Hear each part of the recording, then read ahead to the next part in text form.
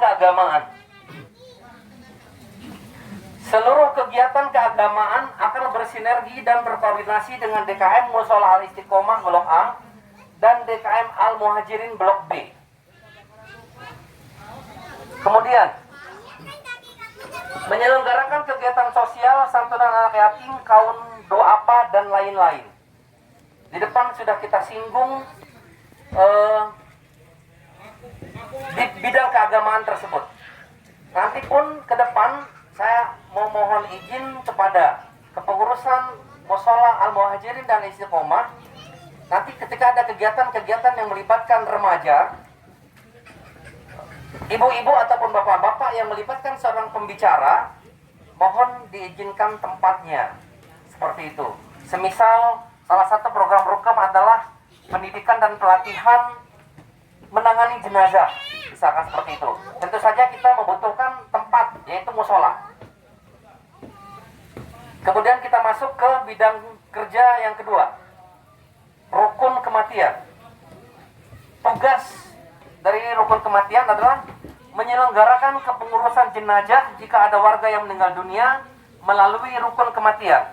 2. Menyelenggarakan pelatihan pengurusan jenazah bagi bapak-bapak dan ibu-ibu. Jadi kita akan bikin 2 segmen, ada pelatihan penanganan jenazah untuk bapak-bapak dan ibu-ibu. Mengapa ini menjadi penting? RW 07 memiliki tim pemulasaran jenazah karena selama ini kita masih berketergantungan dengan tenaga dari luar. Seperti itu. Alangkah baiknya penanganan jenazah, jika kita sudah siap, kita tangani sendiri. Jadi ketika ada yang meninggal, kita tidak usah lagi mencari keluar, seperti itu. Yang ketiga, bidang pengembangan ekonomi warga. 1. Memberdayakan perekonomian warga dengan membuat badan usaha milik RW atau BUM RW dengan unit usaha, kredit usaha kecil atau KUP, kemudian tabungan simpan pinjam dan pengadaan sembako murah. Kemudian poin yang kedua adalah pembayaran kolektif PBB. Ini pun jika memungkinkan. Kenapa saya berpikir untuk melakukan pembayaran kolektif PBB? Yang pertama, kita ingin mempermudah masyarakat. Bagaimana caranya mempermudah masyarakat? Selama ini begitu form PBB itu turun dari desa, itu diinformasikan ke RW, lalu RW menginformasikan kepada RT, lalu RT masing-masing RT menuju kelurahan untuk mengambil surat PBB tersebut. Nah, lalu didistribusikan ke warga masing-masing, seperti itu. Jika memungkinkan, jika bapak-bapak RT, bidang sosial dan masyarakat merencanakan, mengatur dan melaksanakan kegiatan sosial dan kemasyarakatan, semisal santunan sosial, menjenguk yang sakit dan seterusnya. Ketika warga kita ada yang sakit, di samping membutuhkan obat, mereka juga membutuhkan perhatian, karena ini adalah sebuah sugesti untuk kesembuhan bagi yang sakit. Di samping itu juga kita ingin menunjukkan kepedulian. Untuk itu, mulai hari ini, ketika ada yang sakit di lingkungan kita, tolong ibu-ibu share di grup, bapak-bapak di share di grup. Jika memungkinkan bagaimana kondisinya, kita akan secara bersama-sama atau melalui perwakilan, kita akan menjenguk keluarga yang sakit. Minimal kita memberikan dorongan dan motivasi kepada keluarga ataupun yang sakit. Lalu melakukan koordinasi dengan RT dan RW, bidang rukam, ibu-ibu PKK dalam menjalankan tugasnya. Artinya, ibu-ibu tim sosial ini memiliki cakupan yang luas, bisa masuk ke semua seksi yang ada. Ketika ada kematian dan lain sebagainya, kita butuh support dari ibu-ibu. Jika memungkinkan, inginnya ke depan ketika ada yang meninggal dunia dan lain sebagainya, di satu wilayah atau di satu gang yang meninggal dunia ini sudah tidak repot lagi menyediakan dan lain sebagainya, tetapi ini sudah disediakan oleh kekuatan ibu-ibu PKK yang ada di keprograman ini. Ataupun di lingkungan yang berdua. Pertama, mengontrol dan memonitoring pekerjaan pengangkut sampah, melaksanakan penghijauan di lapangan maupun di fasilitas umum lainnya.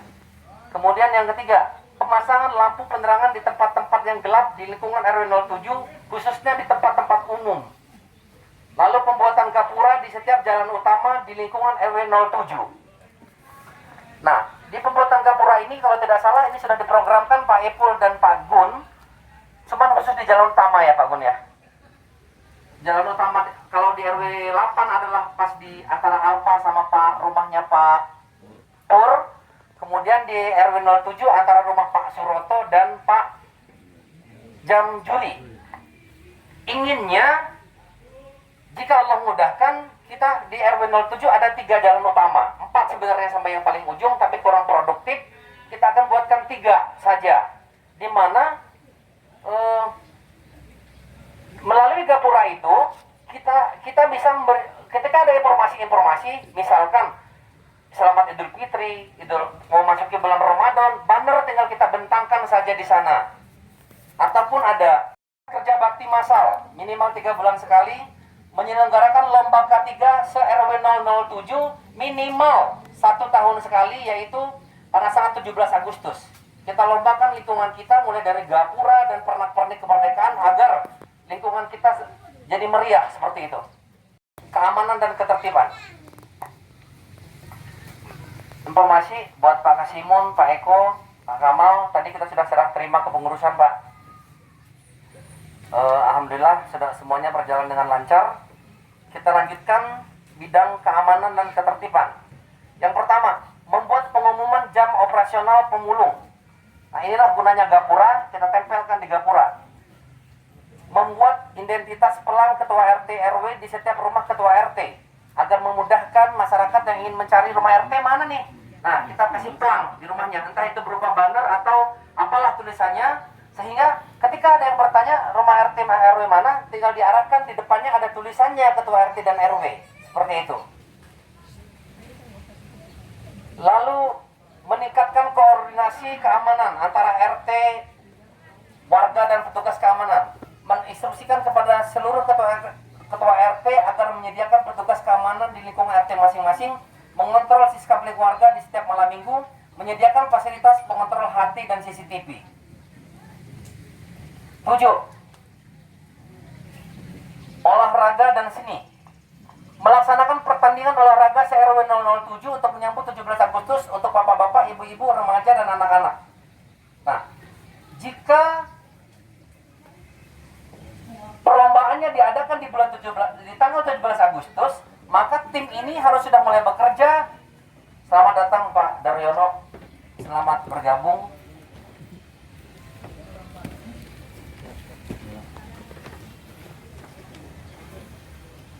Untuk mulai menyiapkan aneka pertandingan, perlombaan mulai dari anak-anak, remaja, dewasa hingga orang tua yang masih di dalam batasan-batasan norma yang ada. Kemudian melaksanakan pentas seni di malam puncak 17 Agustus, mengadakan karnaval atau pawai di setiap acara 17 Agustus, Muharram, dan menyambut bulan Ramadan. Kemudian menyiapkan kontingen dan tim jika ada kompetisi yang diadakan antar RW ataupun kompetisi lainnya. 8. Kumpulan remaja dan anak. Membuat perkumpulan dan kegiatan remaja dan anak berupa Karang Taruna, Sanggar Tari, grup hadroh atau marawis. Kemudian melibatkan remaja putra dan putri dalam segala kegiatan. Saat ini, kalau tidak salah catatan yang masuk kemarin, remaja putra dan putri di lingkungan RW 07 tercatat lebih kurang 100 orang, di mana mereka tidak ada wadah. Untuk itu secepatnya minta kesediaan dari Pak Parwoto, Pak Moko, dan tim agar anak-anak ada wadah, kemudian disediakan fasilitasnya, termasuk anak-anak. Kita akan, jika nanti sudah terbentuk, kita akan panggil instruktur untuk mengajari anak-anak marawis, untuk menari dan lain sebagainya, sehingga ketika di warga kita ada yang punya hajatan, ada panggung-panggung, kita sudah sedia, anak-anak kita bisa ditampilkan gitu Bu. Lalu 9, bidang IT, informasi dan publikasi. Membuat kotak sumbangsaran di masing-masing pos ronda atau posyandu sebagai masukan informasi dari warga ke pengurus. Aktif mengikuti rapat maupun pertemuan lainnya yang diselenggarakan oleh Pemdes, Pemda maupun instansi-instansi terkait lainnya. Mendokumentasikan seluruh kegiatan di lingkungan RW 07 dan mencetak menjadi kalender untuk dibagikan kepada warga. Membantu semua bidang yang membutuhkan segala sesuatu yang berhubungan dengan IT.